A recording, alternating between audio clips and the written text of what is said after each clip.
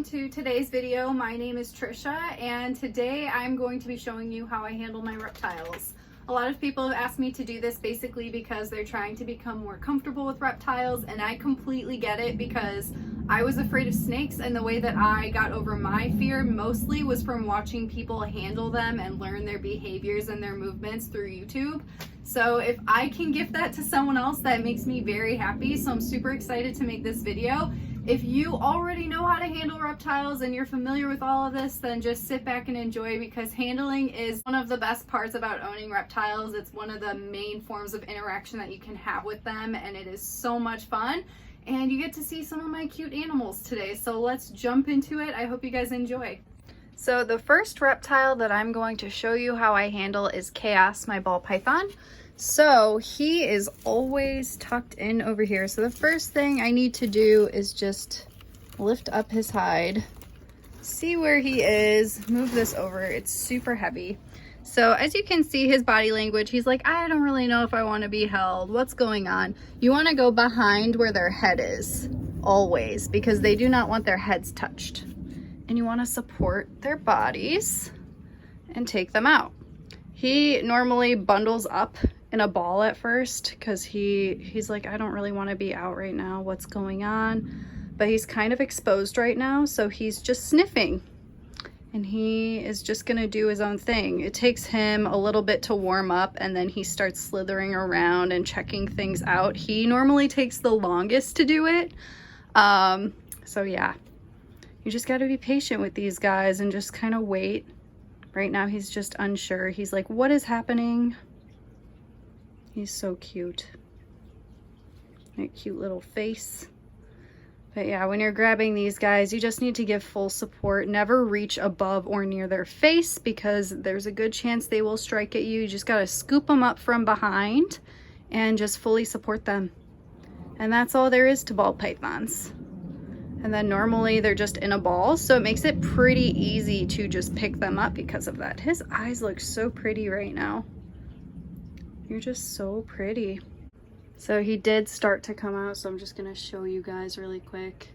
He loves sniffing my plants. What always gets him out of his little ball is putting him near plants, because he just wants to check them out. Plants are just very enriching for any reptile, so that's why it's good to include it in their setups.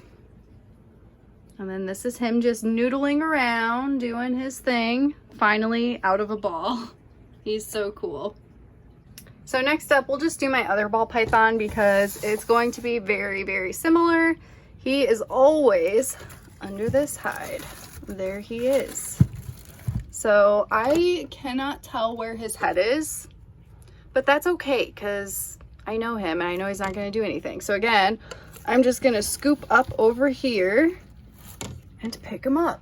Oh my goodness, he is in blue.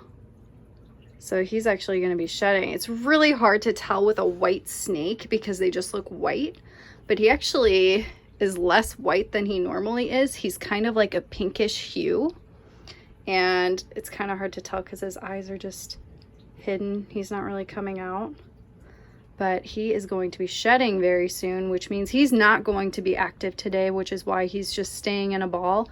He normally comes out more like quicker than Chaos does and loves sniffing around and crawling around, but I'm gonna put him back because he's not very happy right now. He's uncomfortable, and you don't really want to handle snakes when they're in this uncomfortable, vulnerable state. So we're just gonna put him back and leave him alone, but there he is, and that is how you pick him up. It's easy to pick up snakes that are balls, like very, very easy, because all you have to do is scoop them from behind and fully support their body, and then that's all there is to it with ball pythons. So here's Bowie, the Brazilian rainbow boa. I'm gonna try to get her out. I have to have my boyfriend assist and hold the camera because she's kind of a handful. Oh, she's right where I need her not to be. I don't know if I'll be able to take her out. Okay, so you don't have to do anything, Brandon. This is a situation where I'm not going to be able to take her out because she is wrapped all up under here, and it's just going to be really uncomfortable, and I would have to like pull, and I'm not going to pull her because that can hurt her because she's wrapped around this cork bark. So her head is over here. There's Bowie. Sometimes you need to know just when not to go for handling. Other instances where it's good to not handle is if you just fed your snake, or if you're going to feed your snake shortly, because then they're going to be more likely to bite you. If your snake just ate, you don't want to be picking them up because they need time to digest. So she's just in a bad spot, but look at that shimmer. She's so pretty. So we're not going to take Bowie out today. She is a handful. She's pretty easygoing. You guys have seen me handle her. So unfortunately, we just can't take her out today because she decided to wrap herself around this cork bark. So over here we have Bloom, my corn snake. His head is all the way over there. So again, with any snake, you just want to pick them up like behind their head. So it's kind of more awkward with a corn snake. And now he's wrapping himself like around things. I guess we're taking this stick with us. I would like to have another hand to do this. Okay. Well, we let go of the stick. So here is my corn snake. It's a little bit different holding a corn snake compared to a ball python because they're just really long and lanky and way more active. So it's a little bit more challenging to pick them up. Also, if you are about to be feeding these guys, they will be very food aggressive. At least mine can be. So you just got to be careful about that. I feel like my corn snake is more likely to bite me than my ball pythons just because of that. But other than that, they're pretty active. You just got to make sure that you're fully supporting their body. I wish I could show it better in this, but like, I only have one hand, so there's only so much I can do. But he's wrapping around me pretty well, so he's fully supported, even though he took his stick out. And Chacho's just watching. He watches every time I take an animal out. He's like, what is that? What is this crazy animal? So I'm just gonna put him back. He's just gonna slither through his little dinosaur mouth. Yeah, I don't really take him out too much because a lot of the time, we got lucky today. He was out in the open. Normally he goes into that little castle thing and it is impossible to get him out of that. So we got very, very lucky. I just want to make sure he gets off of me before he tries climbing out of the substrate shield. Good. He's turning around. I can put his stick back in here. All right. So that is how I handle my corn snake. With any snake, basically you just want to be fully supporting them, approaching them from like behind their head, and you just never want to reach for their face. I feel like that's common sense, but like sometimes people just don't know that and they tend to reach in towards their face, and it's just not a good idea. So coming down, because dude is literally right here. He is ready to go. So picking up a Beardie, these ones are the easiest. You just go and pick up their body and support them. And that is all there is to it, because these guys normally just are pretty chill. Some of them, if it's new, you're trying to like train them to get used to you and build trust. They can be flighty, just like any animal that is scared. Dude knows me and trusts me and just lets me do whatever I need to do. So this is pretty much what I get. He's just a little pancake. Very easy to pick up. Again, you don't want to be approaching their faces. You kind of just go and scoop them from like the side and fully support their body. And that's all you really have to do. You're so cute. Chacho is always up in dude's business. He's being pretty good today though. He has a pig ear, so he's also a little bit distracted. So we'll put dude back. He's like, hello, I need food. We'll get you some food, I promise. So here is my Indonesian blue-tongued skink, Chacho. He already is like, what is going on? He is not handleable. He does not enjoy it. I can try to pet him. Normally I wait until I have some food. Wow, he's letting me. Normally I can do it like if he's eating and he's distracted, but that's pretty much it, because once I pick this guy up, he's just really big-bodied and awkwardly shaped, and his nails are just razor sharp, and he hates it, and he'll probably pee on me and just thrash around, and it's not a good time.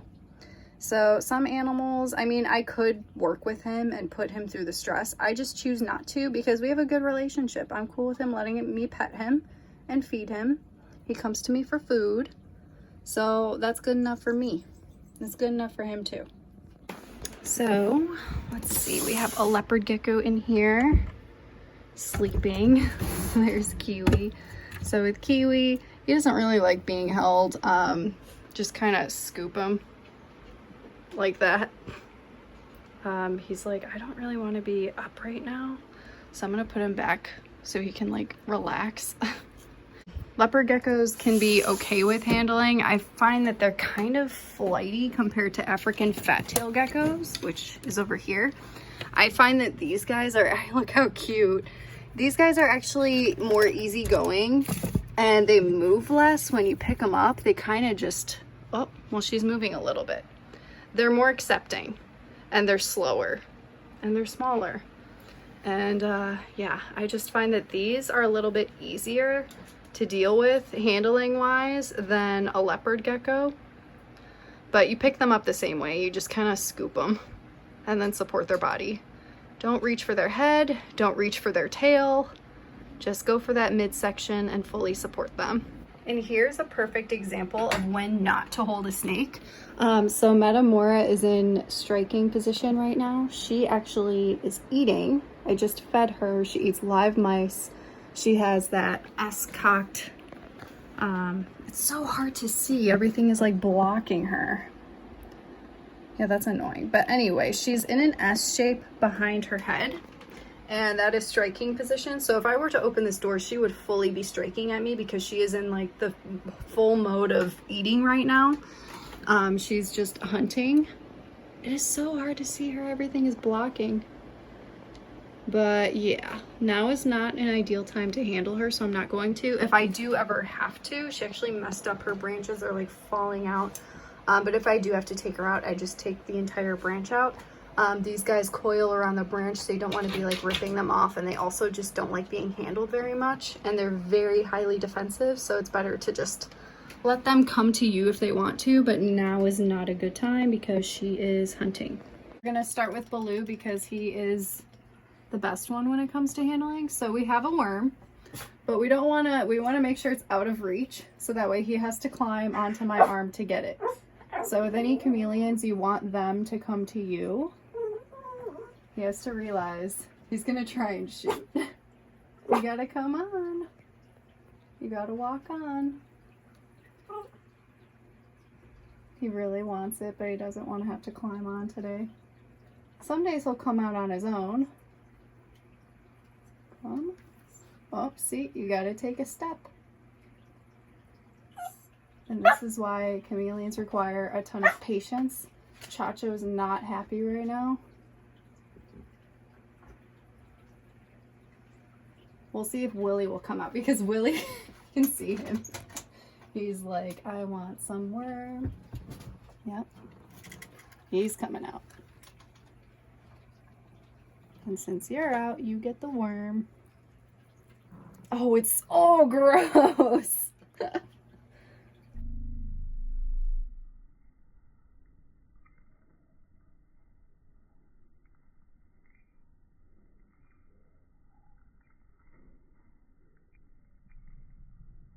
That's disgusting.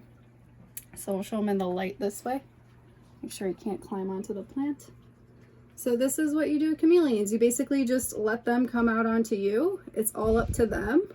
You can't just grab them and rip them off a branch. They're probably going to try and bite you and you're going to stress them out. You can hurt them. So this is the way to handle them. So now I'm just going to put him back in. Oh, he doesn't want to go in now. Now he wants to chill, and Baloo is like, why didn't I get that worm? He didn't do the work. He didn't climb out. There we go. So that is pretty much all you have to do when it comes to chameleons. We'll just get him another hornworm because he really wants one. Even though you didn't want to come out, here you go.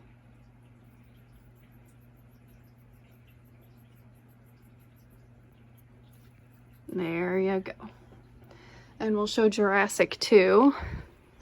He absolutely does not like coming out. However, I have learned that lately he's been trying to climb out a little bit on his own. So I basically just trick him into coming out, and then he doesn't really come out with food though. We're working on that. However, he does go for hornworms with a hand, so we'll see if he'll go for it today. He definitely won't like come out onto my arm to get a worm, but some days he will shoot for it off my hand, and I'll take that. Like, that's, even that is good because he doesn't normally do that. And there we go.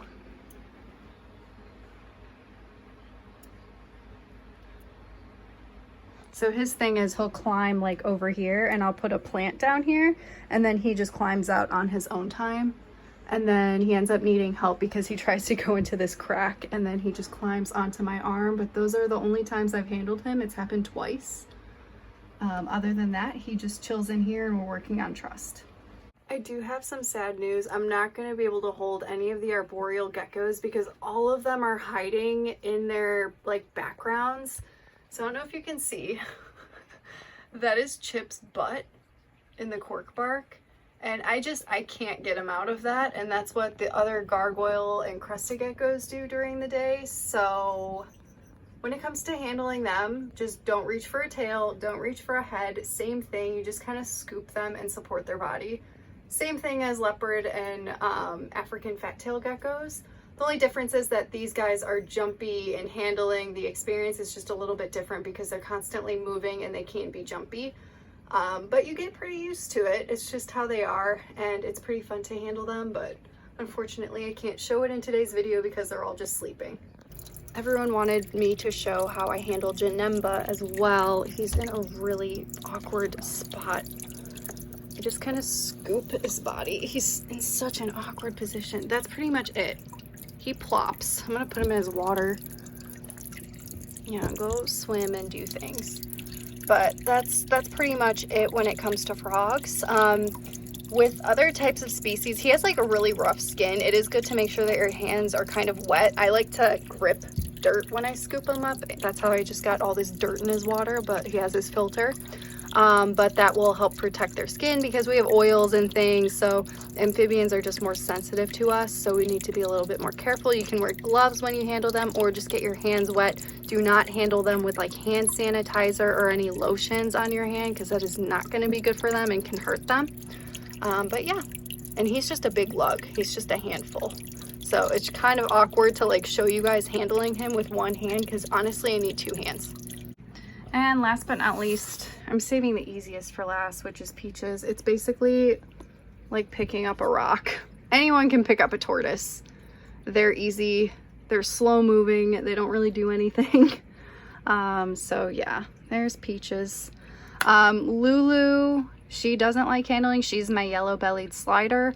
You pick them up the same exact way. You just support their shells. You don't want to be reaching for their face, especially with aquatic turtles because they will snap at you. But they have a nice shell that you can use to pick them up that will protect them. You just gotta, again, fully support them. It's been so long and he's still eating this thing, but I hope that this video was helpful and I was able to give you guys some tips, make you feel a little bit more comfortable if you're still becoming comfortable with reptiles and want to understand handling and their behaviors and just how to make it a safe interaction for you and them. If you're already aware of all this, I hope you just enjoy getting to see some of my animals today. Yeah, thank you for watching, and I will see you guys in the next video.